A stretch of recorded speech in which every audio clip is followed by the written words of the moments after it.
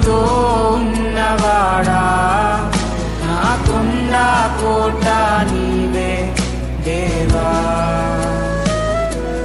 భయపడను నేను నా తోడు నీవుండగా దిగులిడను నేను నా అండ నీవే. గుర్తొచ్చిందా గుర్తొచ్చిందా ఇక్కడ వరకు గుర్తుందా? ఎక్కడ తిరిగారు వీళ్ళందరూ? ఎరుపు కాగా ఎన్నిసార్లు తిరిగారు? పట్టుకొని తిరిగారు, మందసాన్ని పట్టుకొని తిరిగారు. వాళ్ళు ఏ ఊరుకు తిరిగారు? అప్పుడు ఏం జరిగింది?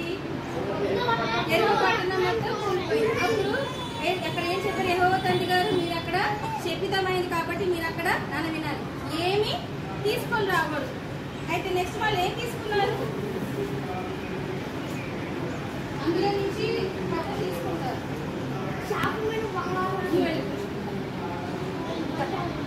శపితమైన దాన్ని వినాలి.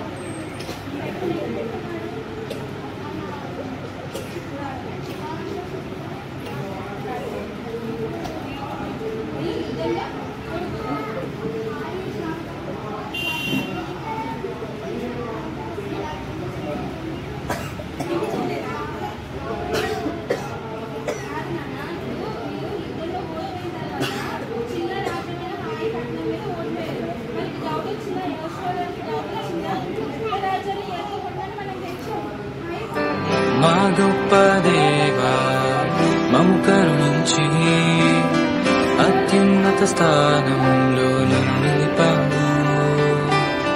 యోగ్యుడనే కాను ఆ ప్రేమకు వెలకట్టలేను.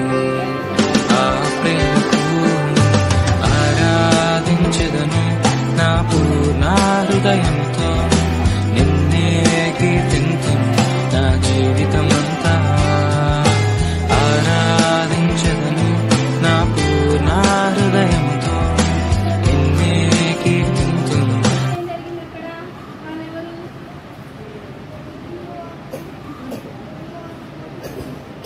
వాళ్ళు మారువేషంలో యెహోషువ గారి దగ్గరికి వస్తారు. అవునా? యెహోషువ గారి దగ్గరికి వచ్చిన తర్వాత దేవుడు వారికి తెలియజేస్తారు. అప్పుడు వాళ్ళని ఎలాగ ఏ పనికి నియమించుకున్నారు? తీసేవారిగాను. గుర్తొచ్చిందమ్మా? గుర్తొచ్చిందా? ఇక్కడ ఏం జరిగింది? యుద్ధం జరుగుతుంది. అవునా? ఎంతమంది రాజులు? 5 రాజ్యాల మీద ఎవరు చేయాలి? యుద్ధం చేయాలి. యెహోషువ గారు ఇశ్రాయేలు జనాంగంతో కలిపి యుద్ధం చేయాలి. అప్పుడు ఏం చేశారు? ఎవరిని ఆజ్ఞాపించారు? ఎవరిని ఆజ్ఞాపించారు? సూర్య చంద్రుల్ని ఆపమేమని చెప్పారు దేవుడు. ఎవరు చెప్పారు? యెహోషువ గారు చెప్పారు యెహోవా తండ్రికి. అవునా? అర్థమవుతుంది నాన్న? గుర్తొచ్చిందా? గుర్తొచ్చిందా రాలేదా? మర్చిపోకూడదు. మళ్ళీ రిమైండ్ చేస్తున్నా నేను. యెహోషువ అధ్యాయం ఈరోజు మనం కంప్లీట్ చేసుకున్నాం. ఓకేనా? ఇక్కడ యుద్ధాలు యెహోషువ గారు ప్రార్థన చేసిన తర్వాత మొత్తం అన్ని కూడా చేశారా చేయలేదా? ఏది అడిగినా సరే, యెహోషువ గారికి తెలియకపోయినా సరే, అలాంటి చోట వాళ్ళు బంగారం దాచారు. నువ్వు ఇలా చేయాలి, ఇలా చేయకూడదు, దాన్ని పట్టుకోవాలి, దాన్ని పట్టుకోకూడదు అని చెప్తున్నారా లేదా? గైడ్ చేస్తున్నారా లేదా? గైడ్ చేశారా? అవునా? వాళ్ళు ఏం చేశారు? 12 గోత్రాల రాని ఎలా పెట్టారు?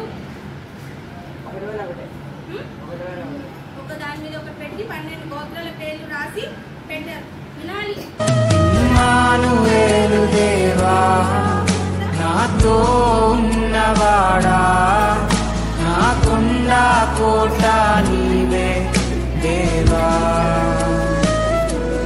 భయపడను నేను నా తోడు నీవుండగా దిగులిడను నేను నా అండ నీవే. దేనికి కట్టించేవారు? గుర్తుగా.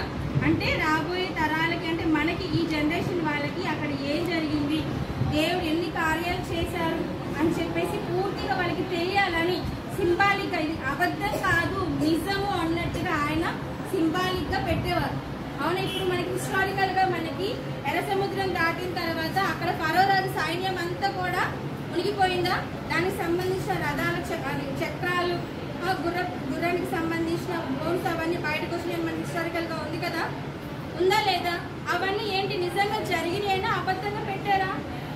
నిజంగా జరిగింది. నిజంగా ఎర్ర సముద్రము రెండుగా విడిపోయింది, అవునా? ఇవన్నీ కూడా ఎవరు చేసిన కార్యాలు? ఎవరి కొరకు? ఇశ్రాయేల్ కొరకు. ఎవరి కొరకు నాన్న? ఇశ్రాయేల్ కొరకు. వాళ్ళకి వెనకాల ఎంతగా ఉన్నారు? పగలు మేఘస్తంభంగాను, రాత్రి అవునా వాళ్ళకి తోడుగా ఉన్నారా? ఒకసారి బైబిల్స్ ఓపెన్ చేయండి, ఓపెన్ చేయాలి. యెహోషువ గ్రంథం తీయండి ఒకసారి. యెహోషువ అధ్యాయము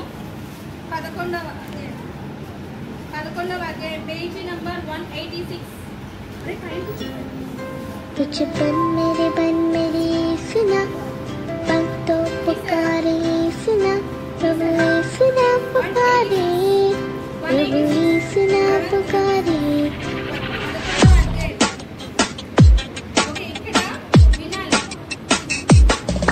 भज मन मेरे सुना, मन तो पुकारे सुना, प्रभु सुना पुकारे, प्रभु सुना पुकारे. ఇన్ని దేశాలలో మొత్తం అందరూ కూడా వచ్చి యెహోషువ గారి మీదకి యుద్ధానికి వస్తారు. ఎంతమంది?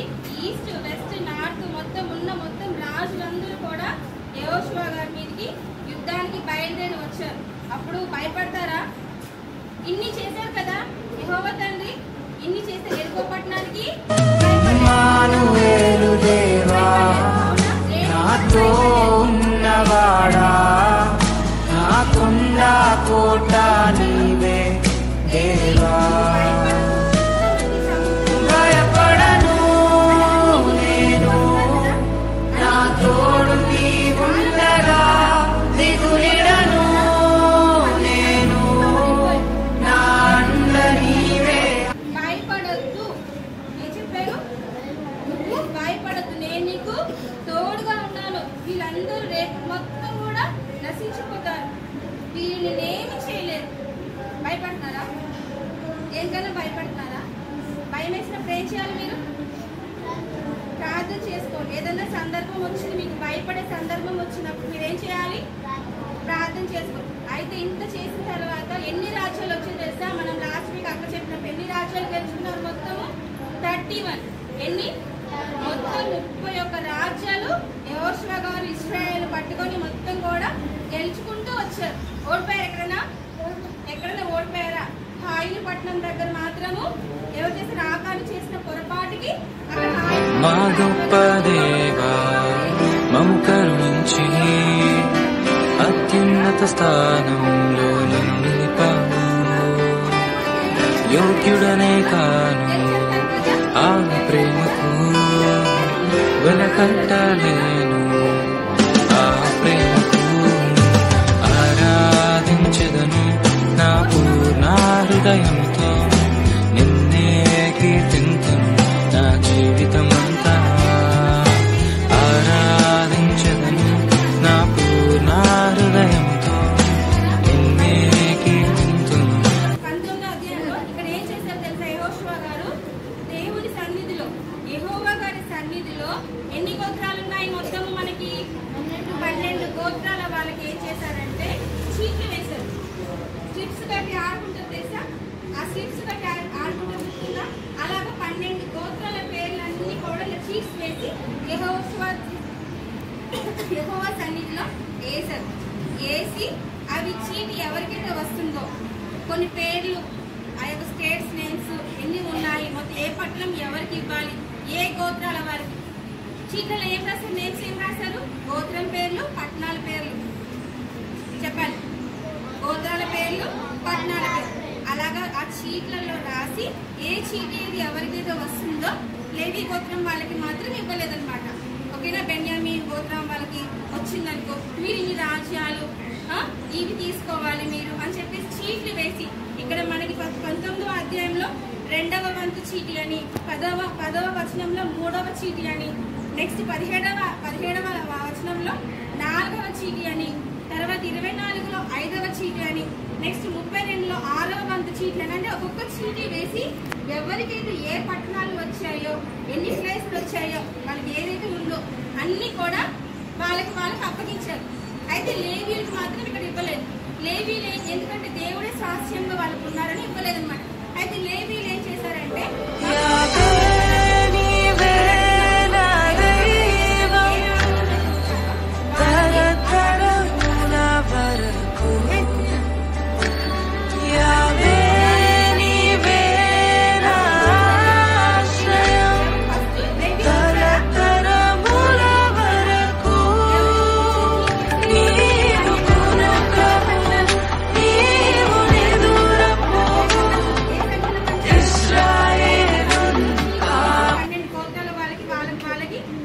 ఎన్ని రాజ్యాలు గెలుచుకున్నారు?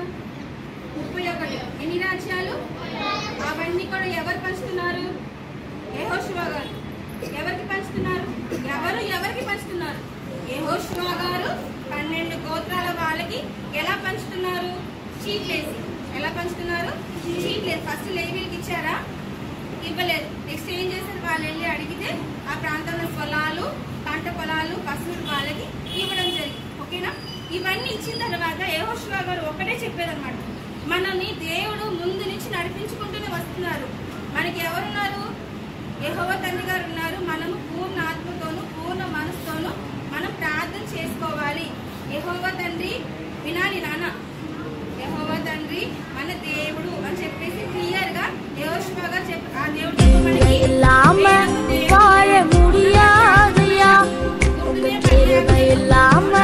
பாட தெரியாதையா இயேசுவே என் எஜமானரே நேசரே என் துணையாளரே இயேசுவே என் எஜமானரே நேசரே என் துணையாளரே. పూజించకూడదు, ఎవరిని మనము ఆరాధించకూడదు. అవునా? మనకి ఎన్నో చేశారు యేసయ్య. అవునా? యెహోవా తండ్రి అన్న యేసయ్యను ఒకరు ఎన్నో చేశారు. అవునా? చేసిన తర్వాత మనము వేరే ఒక విగ్రహాలకి మనము నమస్కరించకూడదు అని చెప్పేసి యెహోషువ గారు క్లియర్ గా ఎక్స్ప్లెయిన్ చేసి చెప్తారు. ఆనంద్ ఇక్కడ యెహోషువ గారు చనిపోతారు, ఫినెహాసుగిరిలో చనిపోతారు.